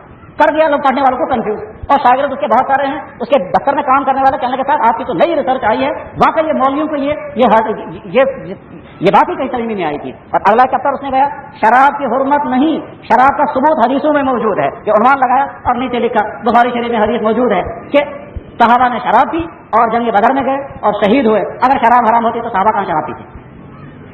ظاہر ہے پڑھنے والا اتنا ہے. یہ دھوکہ دینے والا یہ نہیں بتا رہا کہ آگے دوسری حدیث آ رہی ہے جس میں اللہ کا نبی صاف اعلان کر رہا ہے ان اللہ حرم تجارت الخمر، اللہ نے شراب کی تجارت کو بھی حرام کر دیا ہے، شراب کے پینے کو. کل مسکرن حرام، یہ نہیں بتا رہا ہے، کسی پر دھوکہ دے کر کے نکل گیا آگے. یہ ہے وہ آج کے زمانے کا کنفیوژن کا دور. اس لیے میرے بھائی نوجوانوں، الہاد آپ کا پیچھا کرے گا، آپ کو اپنے نبی سے بدظن کرنے کی کوششیں کی جائیں گی. طرح طرح کے چند عنوانات پکڑے گئے ہیں اور ان عنوانات کے ذریعے سے لڑکوں کو کنفیوز کیا جائے گا. مجھے یہیں سے نگر شہر میں وہ نوجوان لڑکا ملا تھا ابھی کافی عرصہ پہلے. اس نے کہا جی اتفاق کی بات اس دن اس مجلس میں جس مجلس میں یہ لڑکا موجود تھا، اتفاق کی بات اس دن نہ جانے کیسے یہ مسئلہ اٹھ گیا کہ حضرت عائشہ صدیقہ رضی اللہ تعالیٰ عنہ کا نکاح جناب رسول اکرم صلی اللہ علیہ وسلم کے ساتھ اس عمر میں یا رخصتی اس عمر میں ہوئی تھی جب آپ کی عمر صرف 9 سال کی تھی. اس پر گفتگو ہوئی کہ حضرت عائشہ رضی اللہ تعالیٰ کا نکاح حضور کے ساتھ ہوا ہے، عمر یہ تھی، وجوہات اس کے یہ تھے، فائدہ اس کا یہ تھا، مقصد اس کا یہ تھا، مصلحتیں اللہ کی اس میں یہ تھی. یہ ساری گفتگو جب ہو گئی اس کے بعد ایک لڑکا آیا، اس نے کہا جی میں تو بہت دنوں سے کنفیوز تھا. میں نے کہا کیا؟ کہنے لگے جہاں مجھے پمفلٹ دیا گیا، سری نگر شہر میں پمفلٹ تقسیم ہوا ہے، اور پمفلٹ میں لکھا ہوا تھا مسلمانوں کا نبی شہوت طرف تھا، اور نیچے لکھا ہوا تھا کہ دیکھو مسلمانوں کا نبی خود 53-54 سال کی عمر ہونے کے باوجود وہ 9 سال کی بیٹی کے ساتھ نکاح کر رہا ہے. اس کی اپنی بیٹی اس سے بڑی عمر کی تھی. ظاہر ہے حضرت فاطمہ رضی اللہ تعالیٰ کی عمر حضرت عائشہ سے زیادہ تھی. تو حضرت عائشہ صدیقہ رضی اللہ تعالیٰ کے ساتھ جب حضور کا نکاح ہوا اس وقت حضرت عائشہ کی عمر حضرت فاطمہ سے چھوٹی کم تھی، یقیناً تھی، مگر یہ نوجوان جو ہے یہ شک میں پڑ گیا. ساتھ میں لکھا تھا دوسرا ثبوت مسلمانوں کے نبی نے 9 نکاح کیے ہیں. اگر وہ شہوت طرف نہیں تھا تو اور کیا تھا؟ ظاہر آج کا نوجوان بیچارہ معصوم ہے، اس کو معلومات نہیں ہے، اس کو تحقیق نہیں ہے، اس کو نہیں معلوم ہے کہ نبی علیہ الصلوۃ والسلام نے وہ زیادہ نکاح کب اور کس طرح کیے تھے، ان کے حالات کیا تھے، اس کا پس منظر کیا تھا. جب جوانی کی زندگی میں تھے اس وقت آپ علیہ الصلوۃ والسلام نعوذ باللہ من ذالک کسی جنسی اس کے اثرات کا شکار نہیں تھے. یہ ہے وہ کنفیوژنوں کا دور. آج کے نوجوان کو کنفیوز کیا جا سکتا ہے خدا کے بارے میں، نبی کے بارے میں، آخرت کے بارے میں، قرآن کے بارے میں، اسلام کے بنیادی عقائد کے بارے میں، اسلام کے حلال و حرام. آج کی دنیا ہر حرام کو حلال کرنے پر تلی ہوئی ہے اور اس کے بعد پھر شر مستحیل کھڑا ہو جائے گا. کل کے ساتھ ہم ایک نئی ریسرچ کریں گے کیا اسلام کے حرام کی ہوئی چیز کو حلال بنانے کی کوشش. اور نوجوان بڑی تیزی کے ساتھ مبتلا ہو جاتے ہیں. یہاں کے تعلیمی اداروں میں پڑھنے والے نوجوان اچھی طرح سے جانتے ہیں وہاں کس طرح سے ان کے اساتذہ ان کو کنفیوز کرتے ہیں اسلام کے نام کا. اور وہ نوجوان جب ہم کو سناتے رہتے ہیں ہم حیران ہوتے ہیں کہ کس طرح سے یہاں کے مسلمان کو بگاڑنے پر تلا ہوا ہے. اور وہ ساتھ میں یہ کہتا ہے کہ صاحب ہم کو ماڈرن اسلام چاہیے، ہم کو ترقی یافتہ اسلام چاہیے، دقیانوسی اسلام نہیں چاہیے. الامان الحفیظ، اللہ کے نبی نے جو چیزیں حرام کی اس کو حرام بولتے ہوئے ہمارا مسلمان آج یہ کہتا ہے یہ دقیانوسی اسلام ہے. مطلب کیا ہے؟ ہم سب کچھ کریں اور نام ہم پر مسلمانی کریں. اس قدر المناک بات ہے کہ یورپ کے ملکوں میں جیسے بیلجیم، جیسے ہالینڈ، جیسے ڈنمارک، جیسے فرانس، وہاں رہنے والی مسلمان خواتین جلوس نکالتی ہیں کہ ہمارا سکارت ہم سے مت چھینو، اور یہاں کا مسلمان اپنی بیٹی کو ننگا سے ننگا کرنے پر تلا ہوا ہے. وہ وہاں اس ماڈرن دنیا میں رہ کر بھی اپنے پردے کی حفاظت کرنے کی کوشش کر رہی ہیں اور یہاں کا مسلمان ان کے دھوکے کا شکار ہو کر کے اپنی بیٹیوں کو ننگا سے ننگا کرنے پر تلا ہوا ہے. میرے نوجوان بھائیوں، اپنی جوانی کی فکر کریں، خصوصاً ایسے باطل نظریات کا شکار نہ ہوں جن باطل نظریات کے نتیجے میں آپ کا دین آپ کے ہاتھ سے چھوٹ جائے گا، آپ حفیظ بن جائیں گے، آپ مرتد ہو جائیں گے، آپ کو پتہ بھی نہیں چلے گا. اور ہر ایسی بات جس کے نتیجے میں شک پیدا ہو جائے. آج کے مہم ایک یہ بھی ہے دنیا میں جو مسلمانوں کو مرتد بنانے کی مہم چلاتے ہیں وہ لوگ جب یہ سمجھتے ہیں کہ صاحب مرتد بنانا تو آسان مشکل ہے تو ہم ایک کام کریں گے، کم سے کم ان کو کنفیوز کر دیں گے، تو اسلامی عقائد کے بارے میں کنفیوز کر دیں گے. جی یہ بتائیے اللہ تعالیٰ رحیم ہے یا عادل ہے؟ یہ نوجوان لڑکا کہتا ہے جی اللہ تعالیٰ تو رحیم ہے. کہنے لگا چھوٹا بچہ ہے وہ تکلیف میں مبتلا ہے اور اللہ تعالیٰ اس کو تکلیف میں مبتلا رکھتا ہے، بتائیے اللہ رحیم ہے؟ یہ لڑکا سوچنا جی پھر تو رحیم نہیں ہے. تو کہنے لگا پھر آپ کا تصور ہی صحیح نہیں ہے. اب یہ بیچارہ کنفیوز ہو گیا. یہ باپ کو آ کر کہتا ہے اب ہمارا ڈیڈی ہمارا اللہ رحیم ہے. انہوں نے کہا ہاں رحیم ہے. وہ فوراً بیٹا سوال کرتا ہے پھر چھوٹے بچوں کو تکلیف کیوں آتی ہے؟ ابا جان کہتے ہیں بھائی مجھے بھی معلوم نہیں ہے, اپنے سر سے پوچھ لینا. وہ سر نہیں تو اس کو کنفیوز کیا ہے. ٹھیک اسی طرح سے ایک اسکول میں ایک ٹیچر اپنی کلاس میں یہ کہتا ہے 1400 سال پہلے کوئی انسان گزرا ہے, اس کا قانون ہم پر لاگو ہونا چاہیے. یہ زیادہ عقل مندی کی بات ہے. یا آج ہم نئی ریسرچ کے ساتھ, نئی تعلیمات کے ساتھ, نئی معلومات کے ساتھ, انفارمیشن کے دور میں ہم اپنا قانون خود بنائیں گے, اپنی اچھائی اور برائی کا فیصلہ خود کریں گے. بچوں بتاؤ کیا ہونا چاہیے؟ بچے کہنے لگے جی ہاں آج ہم خود بنائیں وہی زیادہ اچھا ہے. کہنے لگے بچہ یہ بتاؤ جو 1970 میں تمہارے اسکول میں پرنسپل صاحب تھے اس کا قانون تم پر چلنا چاہیے یا آج جو تمہارا پرنسپل صاحب ہے اس کا لا تم بن یہ آج کا پرنسپل صاحب ہے وہ.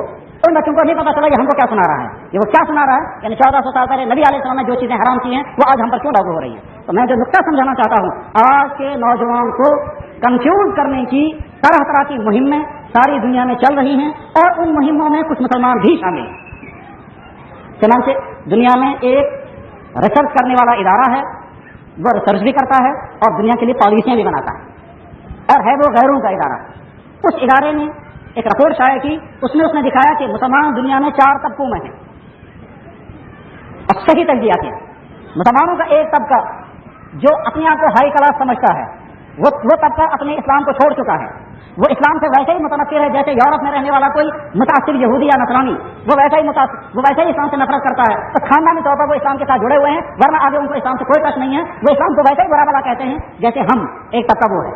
دوسرا طبقہ وہ ہے مسلمانوں میں سے کہ جن کو اسلام سے نفرت تو نہیں ہے مگر ان کی زندگی کا مقصد ہمارے پاس مکان ہونے چاہیے, بینک بیلنس ہونا چاہیے, گاڑیاں ہونی چاہیے, جدید سائنسی تمام سہولیات ہمارے گھر میں جمع ہونی چاہیے اور دنیا بھر کے ہم ٹور کرتے رہیں گے اور کیا پھر عیاشی کی زندگی ہماری گزرنی چاہیے. اسلام پھیلتا ہے بہت اچھا, نہیں پھیلتا ان کو کوئی پریشانی نہیں ہے. مسلمانوں کا عام طبقہ اس وقت ایسا ہی ہے, یہ ان کا تجزیہ ہے. تیسرا طبقہ ہے ٹریڈیشنل مسلم. بس وہ چند باتیں انہیں پکڑ کر کے رکھی ہیں کہ صاحب یہ ہمارا اسلام ہے, پیدا ہوں گے تو ختم کر دیں گے اور بچے کی اذان پڑھ دیں گے اور ذرا بڑا ہو جائے گا, بڑا ہونے کے بعد پھر کبھی بسم اللہ پڑھا دیں گے یا سورہ فاتحہ یاد کرا دیں گے. اس کے بعد پھر ان کی سارا دین ان کا جو ہے بچے کا جب نکاح ہوگا تو نکاح پڑھنے کے لیے مولوی کو لائیں گے, قاضی کو لائیں گے, باقی نکاح کے علاوہ باقی سارے فنکشن جو ہیں اس میں اس کو اسلام کو نہیں آنے دیں گے. اس کے بعد جب مر جائیں گے تو جنازہ پڑھ کے دفن کریں گے. کبھی کبھی وہ نماز بھی پڑھ لیں گے, کوئی اسلام کی چند دکھانے والی چیزیں وہ بھی کر لے گا. بس یہی ان کا اسلام ہے, اسی پر وہ اٹکے ہوئے ہیں. جب سے پیدا ہوئے تب سے آج تک وہ اسی اسلام پر رکے ہوئے ہیں. یہ ٹریڈیشنل مسلم ہیں. ان کو اسلام کو دنیا میں پھیلانے سے دلچسپی نہیں, خود ان کی نسل مسلمان رہے ان کو اس سے بھی دلچسپی نہیں ہے. یہ تیسرا طبقہ یہ ہے. اور چوتھا طبقہ جو بہت تھوڑی تعداد میں ہے, یہ چوتھا طبقہ جو ہے یہ وہ طبقہ ہے جو یہ کہتا ہے ہم اسلام پڑھیں گے, اس کو پڑھائیں گے, اس پر عملائیں گے, اس کو دنیا میں پیش کریں گے. زیادہ لوگ اسلام کی طرف آنے چاہیے. کہا یہ کہیں تم کو داڑھیوں کی شکل میں نظر آئیں گے, یہ تم کو کہیں ٹوپیوں کی شکل میں نظر آئیں گے, یہ اسلامی لٹریچر کے ساتھ شکلوں میں نظر آئیں گے. یہ جو چوتھا طبقہ ہے اس چوتھے طبقے کو ہمیں ڈیفیٹ دینی ہے اور پہلے 3 طبقوں کو استعمال کر کے دینی ہے.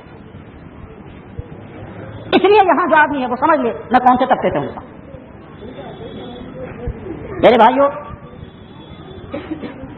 اسلام نے عورت کو مکمل تحفظ دیا تھا, معاشی اعتبار سے بھی محفوظ, قسمت کے اعتبار سے بھی محفوظ, کھانے پینے کے اعتبار سے بھی محفوظ. اس کو کہا تھا تمہیں کچھ نہیں کرنا ہے, تمہارا سارا خرچہ یا تو تمہارے باپ کے ذمہ, تمہارے شوہر کے ذمہ, تمہارے بھائیوں کے ذمہ, تمہاری اولاد کے ذمہ, تمہارے خاندان والوں کے ذمہ, اور اگر خدا نہ خاصہ کوئی نہ ہوا تو پھر مسلم سوسائٹی کے ذمہ کہ مسلم سوسائٹی اپنی بیٹے کو گھر سے باہر نہ آنے دے. یہ اسلام کا نظام تھا. دنیا میں دھوکہ دیا گیا, کہنے کے ساتھ اسلام نے عورت پر ظلم کیا ہے. اب ہم ان سے انصاف دلائیں گے. انصاف دلانے کے لیے یہ دفتر میں پہنچے, وہاں اس کی اسمت لوٹ جائے مگر انصاف ہے. یہ بازاروں میں پھرے, اس کے جسم کا سودا ہونے لگے, اس کا جسم جو ہے وہ خوبصورتی بنیاد پر بکنے لگے کہ صاحب یہ انصاف ہے اور یہ اس کے ساتھ آزادی کا معاملہ ہے. ہم اس کے حقوق اچھی طرح سے ذہن میں بٹھا کر کے رکھیے. آزادی نسواں کے حقوق کا مطلب عورتوں کو ننگا کرو. آزادی نسواں کے عورتوں کو حقوق دینے کا مطلب عورتوں کو اپنی عصمتوں کا سودا کرنے پر مجبور کرو, ان کی عصمتیں لٹ جائیں. یہ ہے مطلب آزادی نسواں کا. انسانی تاریخ میں عورت کو اتنا بڑا دھوکہ کہیں نہیں دیا گیا جتنا آج کے دور میں دیا گیا کہ اس کو حقوق کے نام پر گھر سے باہر دھکیتا گیا. وہ دفتروں میں, دکانوں پر, ہوٹلوں میں, جہازوں میں اجنبیوں کی خدمت کرے اور اپنی عصمتوں کا سودا کرتی رہے. اس کا نام رکھا اس کو حقوق مل گئے, اور جہاں اس کی عصمتیں محفوظ تھی اس کا نام رکھا گیا یہ ظلمت ہے. اور مسلمان خاتون بھی کم عقل اور اس خاتون کے گھر کے مرد بھی نادان, تو انہوں نے بھی سمجھا ہاں یہ بات صحیح ہے, ہم اس کو لے کر کے باہر آئیں گے, ہماری بیٹی ترقی کرے گی. میرے بھائیوں, اس سے زیادہ اور عجیب منظر کون سا ہوگا ہمارے سامنے. ایک خاتون جو یا تو یہودی تھی یا نصرانی, مجھے نہیں معلوم ہے, یہ خاتون ایک مسلمان ملک میں جرنلزم کے سلسلے میں پہنچی ہے رپورٹنگ کرنے کے لیے. وہاں وہ گرفتار ہو گئی और गिरफ्तार होने के बाद फिर वहां जेलों में पहुंची, और जेल में पहुंचने के बाद फिर काफी दिनों तक वहां रही। जिन लोगों ने उसको गिरफ्तार किया था वो उसको न हाथ लगाते हैं, न उसकी इसमत का न तकलीफ पहुंचाते हैं, न उसको जख्मी करते हैं, कोई उसको तकलीफ नहीं पहुंचाते। सिर्फ इतना कहते हैं हम तुम्हें छोड़ने के लिए तैयार हैं, मगर आइंदा कम से कम तुम कुरान पढ़ लेना। ये औरत जब निकल आती वहां से, उसका रिपोर्ट में लिखा, मैं इतनी खुश थी, मगर मैं नहीं समझती कि मैं ज्यादा खुश थी या जिन लोगों ने मुझे छोड़ा वो ज्यादा खुश थे। क्या खुश थे? वो खुश थे कि इसने वादा किया ये कुरान पढ़ेगी। मैं खुश थी कि मैं उनके चुंगलों से निकल आई, हालांकि मुझे उन्हें छेड़ा भी नहीं। एक मंजर ये है। दूसरा मंजर ये है कि मुसलमान खातून उनके चुंगल में फंसती है, उसका जिस्म भी जख्मी है, और उनकी अदालतों में जाकर जब फैसला होता है तो उस मुसलमान खातून को मुजरिम बना करके सजा दी जाती है, हालांकि उसका जुर्म कुछ नहीं है। इसके बावजूद कहते हैं हुकूक इंसानी का अलमबरदार हमने। ये मुसलमान खातून जब निकल गई 5-7 महीने तक तो वो फिरती रही, और क्या फिर अखबार नामा निगारों से बार बार पूछते थे तुम्हारे साथ वहां क्या हुआ? उन्होंने कहा कुछ नहीं। तुमको छेड़ा नहीं गया? कहने का नहीं। कहा वहां तो वो बहुत ही पसमानदा किस्म के लोग थे जिन्होंने तुमको गिरफ्तार किया था। उन्होंने कहा मेरे साथ कोई ज्यादती नहीं हुई, तुम्हें खाना वाना भी देते थे। हाँ, तुमको रस्सी में बांधा। 6 महीने के बाद उसने सोचा मैंने उनसे वादा किया था मैं कुरान पढ़ूंगी, मुझे चाहिए कि मुझे कुरान पढ़ो। चुनाच उसने कुरान करीम की तिलावत की, कुरान पढ़ना शुरू किया। क्योंकि वो कुरान पढ़ना आता नहीं था, आता भी कैसे। उसके बाद वो चूंकि फ्रांसीसी जुबान बोलने वाली लिखने वाली थी, फ्रेंच में कुरान शरीफ का तर्जमा हासिल किया, कुरान को तर्जमा पढ़ा और इस्लाम कबूल किया। और इस्लाम कबूल करने के बाद फिर वो जामे अजहर मिस्र में, काहिरा की अल-अज़हर यूनिवर्सिटी में वो खड़े होकर ऐलान करती है मैं मुसलमान होने के बाद ये कहती हूँ पर्दे ने मुझे तहफ़्फ़ुज़ अता किया, और तुम मुसलमानों का वज़ीर सकावत ऐलान कर रहा है पर्दा दुनिया के लिए लानत। क्योंकि उसी दिन मिस्र के वज़ीर सकाफत का ऐलान अखबारों में शाया हुआ था, पर्दा दुनिया के लिए लानत है। ये कहती है मैं इस्लाम कबूल करने के बाद समझती हूँ पर्दे ने मुझे तहफ़्फ़ुज़ अता किया। मैं समझाना ये चाहता हूँ कि कंफ्यूजन से अपनी आज के जमाने अपने आप को बचाएं। एक है हम किसी बात पर अमल नहीं कर पा रहे हैं, और दूसरा हम किसी इस्लाम की किसी बात पर एतराज कर रहे हैं, ये गलत है, ये चलने वाला नहीं है, ये आज के दौर को सूट करने वाला नहीं है। इसका नाम इर्तिदाद है और उसका नाम बेअमली है। बेअमली छोटा बड़ा छोटा जुर्म है, और मुर्तद होना। जब कोई मुसलमान ये कहेगा नबी ने पुराने जमाने में ये बात कही थी, आज ये चलने वाला नहीं है, इस आदमी का ईमान बचा या नहीं बचा कोई गारंटी नहीं देता। इसलिए नौजवान अपने आप को कंफ्यूजन से बचाएं। मैं नुक्ता ये समझाना चाहता हूँ कंफ्यूजन किस तरह से पैदा किया जा रहा है, इसलिए नौजवान अपने आप को कंफ्यूजन से बचाएं। दूसरी चीज, आज के नौजवान अपने किरदार को बचाएं। इश्कबाजी में मुब्तला होना जहर है, यह आपकी सेहत के लिए भी जहर, आपके दीन के लिए भी जहर, आपके ईमान को भी खत्म करने वाला है। हज़रत नबी करीम सल्लल्लाहु अलैहि वसल्लम में हदीसों में मौजूद है अल आइनान तज़नियान वल यदान तज़नियान व रिजलान तज़नियान और फरज सब्बिक। हाथों से भी जिना होता है, आंखों से भी जिना होता है, पांव से भी जिना होता है। फिर आपने फरमाया अल आइनान तज़नियान व जिना हुआ अन नज़र, आंखें भी जिना करती हैं और उनका जिना देखना है। चलिए नौजवान लड़का किसी लड़की के साथ दोस्ती जोड़ता है, क्या उसकी आंखें बदकारी नहीं कर रही हैं? अल्लाह के नबी ऐलान कर रहा है ये जहर है, हम माने या न माने जहर भरा जहर है। इसलिए इश्कबाजी से अपने आप को बचाइए। आपका कोई पीछा करे उस वक्त अपनी जवानी को बचाइए, फख्र के साथ बचाइए। ये गंदगी मेरे पीछे दौड़ रही है, मेरे किरदार को तबाह करना चाहती है। अगर आप अपने आप को बचाने में कामयाब हो गए, यकीन जानिए इंसान अक्लमंद वो है कि जो दोस्तों से नसीहत हासिल करे। जो लव मैरिजों की बुनियाद पर तबाह हो गए उनसे नसीहत हासिल कीजिए। जिस इंसान ने किसी के साथ ये गलत ताल्लुकात रखे हैं, ये लव के नाम के चक्कर रखे हैं, उसका निकाह जब होता है कहीं, वह अपनी बीवी का कभी मुकम्मल वफादार नहीं बनता, क्योंकि उसके दिल में कोई और बैठी हुई है। अच्छी तरह से बात ध्यान में रखिए, वो जब तन्हाई में उसके साथ वक्त गुजारता है उसके जहन में वो होती है। और वो लड़की जिसने किसी अजनबी लड़के के साथ ताल्लुकात जोड़े हैं, बाद में अगर निकाह उसके साथ नहीं हुआ, निकाह कहीं और हुआ, तो वो तन्हाई में अपने शौहर के साथ जिंदगी गुजारती है, मगर बार बार उसके जहन में आता है मेरा वो महबूब। और उसके बाद फिर मियां बीवी में तलखलामियां हुआ करती हैं। दुनिया में कोई मियां बीवी ऐसे नहीं है जिन मियां बीवी को कहीं न कहीं अनबन न हो जाए, छोटी बातों पर भी बड़ी बातों। जिन घरों में सब कुछ मुयस्सर, वहां भी अनबन हुआ करती है, अनबन तो होती है। जो ही मियां बीवी में अनबन हो जाएगी, फौरन शायद के लड़के के जहन में आता है ये न होती, अगर मेरे निकाह में वो होती, वो मुझसे जान फिदा करती, ये मुसीबत मेरे लिए बनकर आई। और कभी जुबान पर भी आ जाता है मेरे माँ बाप ने इसके साथ मुझे फंसाया, मैं तो उसके साथ करना चाहता था, वो मुझसे जान फिदा करती। और अगर लड़की के ताल्लुकात कहीं और हुए और शौहर के साथ अनबन हुई, तो जरा से अनबन हो जाएगी, लड़की के जहन में फौरन ख्याल आता है मेरा वो महबूब जिसके लिए मैंने आंसू बहाए थे वो मुझे नहीं मिला, अगर वो होता वो मुझे आंसू में चढ़ाता, ये जालिम आ गया। लाजिमन यही चीज आती है, शैतान यही चाहता है। फिर आगे चल करके और भी इसमें तरह तरह के मसाइल पैदा होते हैं। और खुदा न खास्ता अगर आपके ब्रीफ केस में कहीं फोटो पाया गया, आपके मोबाइल में अगर किसी का फोटो पाया गया और बाद में दूसरे पार्टनर को पता चल गया, चाहे लड़की को पता चल जाए लड़के को, तो आपका किया कराया सारा तबाह हो जाएगा। उसके बाद भाड़ा जब फूट जाता है चल गए और समय से तो सेहत में आगाज करें। इसलिए नौजवान भाइयों अपने आप को इसके दलदल से अपने आप को बचाइए। आप अगर तालीमी जिंदगी गुजार रहे हैं, जो ही इस जाल में फंस जाएंगे आपकी तालीम तबाह हो जाएगी। आप रातों आपकी नींद उड़ जाएगी, आधी रात में आपकी आंख खुलेगी, वो जगाएगा वो दोस्त अपनी दोस्त है बिगाड़ने वाला, वो जगा करके कहेगा फोन करके देखो। अब उसको फोन करेगा, मैंने सोचा तुम खैरियत से हो या नहीं, नींद आ रही है या नहीं, تو घंटों घंटों तक ये वक्त गुजरता रहेगा। जाहिर सी बात है जिसकी रात गुजर रही है इस तरह की बदकलामी में, वो अगले दिन जब क्लास में आएगा तो क्या पढ़ा।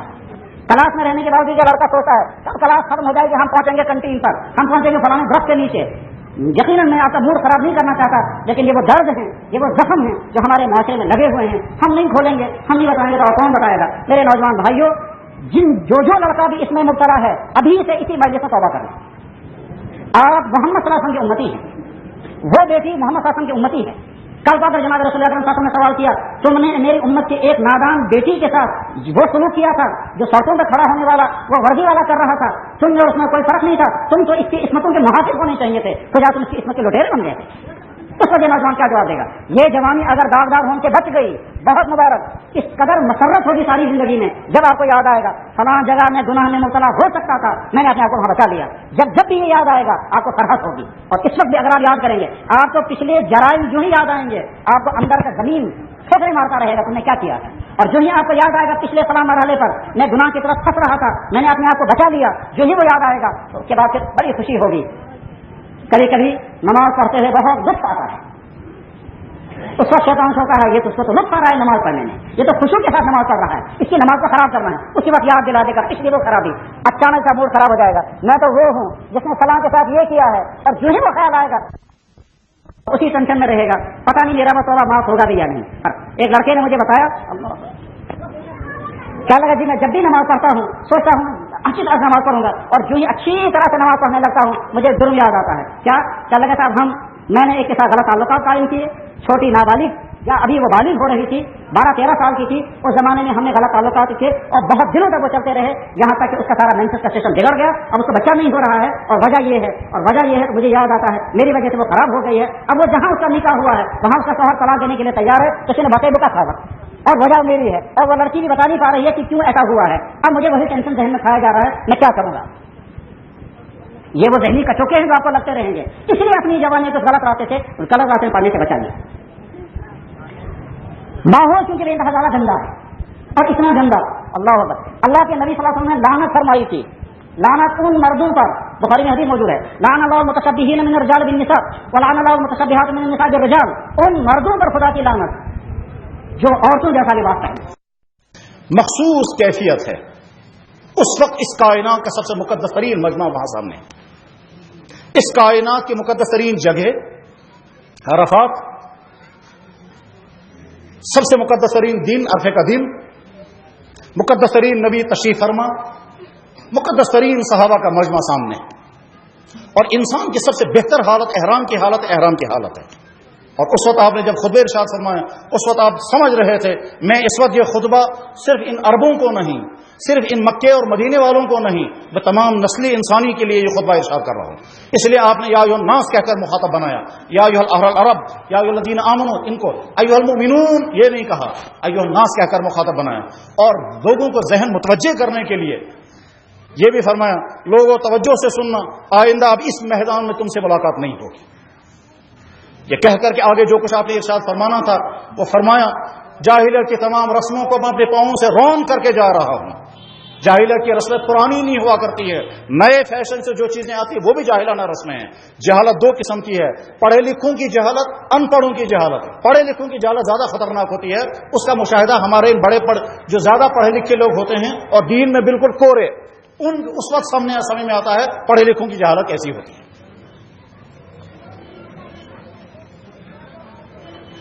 जाहिलियत की तमाम रस्मों को मैं रौन करके जा रहा हूं। इरशाद फरमाया था, इन उमूरुल जाहिलियत मौदूअन तहत कदमी हादा, जाहिलियत की तमाम चीजों को मैं अपने पांवों से रौन कर जा रहा हूं। इसके बाद आगे इरशाद फरमाते फरमाते फरमाया, लोगों अल्लाह तुमसे मेरे बारे में पूछेंगे, तुम क्या कहोगे।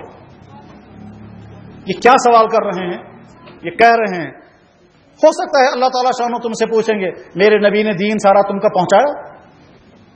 अल्लाह ताला पूछेंगे, इसने कोई सुस्ती तो नहीं की, कोई हुक्म छुपाया तो नहीं, कहीं आराम करके बैठ गए और दीन तुम तक न पहुंच सका हो, ऐसा तो नहीं हुआ। तो क्या जवाब दोगे तुम। तो तमाम सहाबा ने हाथ उठा करके कहा, हम गवाही देंगे सारा दीन आपने हम तक पहुंचाया है, कहीं कोई सुस्ती, कहीं कोई बेतवज्जोही, कहीं कोई कोताही तसव्वुर भी नहीं किया जा सकता। उस वक्त खास जलाल के आलम में अल्लाह के उस नबी ने सलाम हो उन पर बेशुमार सलाम हो, आसमान की तरफ उंगली उठा करके कहा, अल्लाहुम्मा शद अल्लाहुम्मा मशहद, या अल्लाह आप गवाह रहें, इन्होंने तस्लीम किया कि दीन इनके हवाले हो चुका है।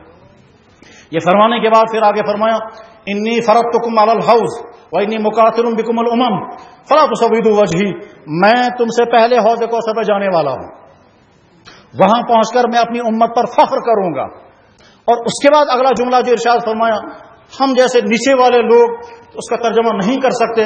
मेरे एक दोस्त आलिम हैं, सैयदजादे हैं, आलिम भी हैं, मुत्तकी भी हैं, उसने इस हदीस का अगले जुमले का तर्जमा किया है, मैं उसका तर्जमा नकल करता हूं, खुद अपनी तरफ से तर्जमा नहीं कर सकते।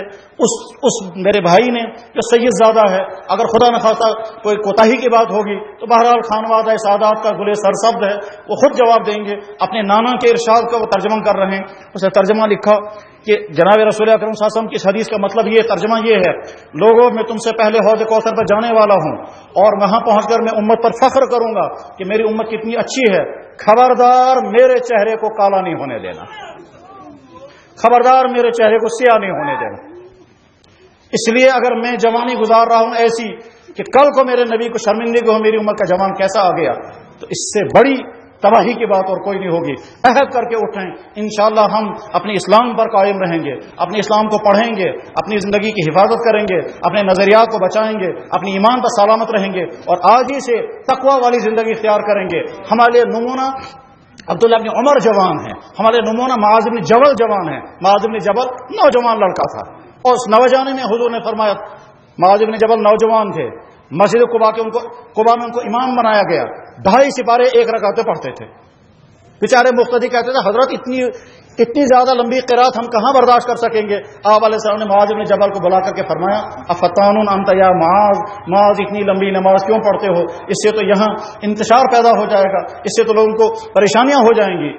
हमारा नमूना मुआज़ इब्न जबल, जे नौजवान मुआज़ इब्न जबल गवर्नर बना करके हुजूर ने रवाना फरमाया। हमारा नमूना अब्दुल्लाह इब्न उमर, खालिद इब्न वलीद, मुआज़ इब्न जबल, उसामा इब्न ज़ैद, तारिक इब्न ज़ियाद, मोहम्मद इब्न कासिम, वो हमारे लिए नमूना हैं। हम उन्हीं के रास्तों पर चलेंगे। वो खान हमारे नमूना नहीं है जिनके रातें बदकारियों में गुजरती हैं, वो खान जिनके नामों के साथ मुसलमानों जैसा नाम लगा हुआ है, लेकिन वो जिनकी जिंदगी इंतहाई गंदी जिंदगी है। उनका लिबास, उनके फैशन, उनके स्टाइल आज के नौजवान को पसंद आए। अल्लाह अकबर। जनाब रसूल अकरम सल्लल्लाहु अलैहि वसल्लम फरमाया, मन तशब्बह बिकौमिन फहुव मिनहुम, जो किसी कौम की मुशाबहत इख्तियार करेगा वो उन्हीं के साथ जाए। फासिकों का तर्ज जिंदगी इख्तियार करना, अपने आप को फासिकों के साथ जोड़ना है। हजरत नबी अलैहि सल्लम ने फरमाया था, तिरमिज़ी शरीफ में हदीस मौजूद है, मन तमस्सक बिसुन्नती इंद फसाद उम्मती। जिंदगी के इस वक्त 2 स्टाइल हैं, एक है फासिकाना स्टाइल, एक है सालिहाना स्टाइल, एक है नबी का लाइफ, एक है नबी का तर्ज हयात, एक है यहूद और नसारा का फासिकाना और गंदा तर्ज हयात। मुसलमान को फैसला करना है, मुझे इस तर्ज हयात पर चलना है या उस तर्ज हयात पर चलना है। जो इस तर्ज हयात पर चलेगा, आज के जमाने में मुबारकबादी नहीं मिलेगी। आज अगर आप सुन्नतों पर अपने आप को खड़ा करेंगे, हो सकता है आपके घर वाले आपको ताना देंगे, आपके असातिज़ा आपको ताना देंगे, आपकी सोसाइटी आपको नीच समझेगी। यकीनन दौर वही है कि जिसमें दीनदारी पर मुबारकबादी मिलने वाली नहीं है, तानो तशनी के तीर बरसेंगे। मगर जनाब रसूल अकरम सल्लल्लाहु अलैहि वसल्लम मुबारकबाद दे रहे हैं। फरमाया आपने, मन तमस्सक बिसुन्नती इंद फसाद उम्मती, जो मेरे तर्ज हयात को, टर्म आपने इस्तेमाल की सुन्नत, जो मेरी सुन्नत यानी मेरे तर्ज हयात को मजबूती से पकड़ेगा, तब जबकि मेरी उम्मत गैरों की तर्ज हयात की तरफ दौड़ रही होगी, जो उस वक्त मेरे तर्ज हयात को मजबूती से पकड़ेगा। मेरे आज की जुबान में अगर कहेंगे तो मेरे लाइफ स्टाइल को जो मजबूती से पकड़ेगा, फलहु अज्रु मियात शहीद, उसको 100 शहीदों का सवाब होगा। अल्लाह जल्ल शानुहु हमारा जहन खोल दे और बातिल के तमाम असरात से हमारी हिफाजत फरमाए। व आखिरु दावाना अनिल हम्दुलिल्लाहि रब्बिल आलमीन बिरहमतिका या अरहमर राहिमीन।